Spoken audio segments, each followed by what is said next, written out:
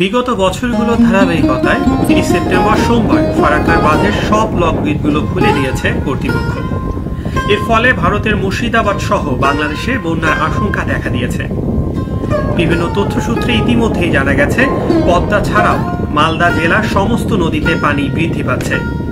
অন্যদিকে এই বছর ফারাক্কার 109টি গেটের সবগুলোই খুলে দেয়ায় বন্যার আশঙ্কা আরো বৃদ্ধি পাচ্ছে। গঙ্গা ও ফুলহর নদীর পানি চরম বিপদসীমার উপর দিয়ে বইছে। অন্যদিকে চাঁপাইনবাবগঞ্জে ইতিমধ্যেই দ্রুত পানি বাড়তে শুরু করেছে।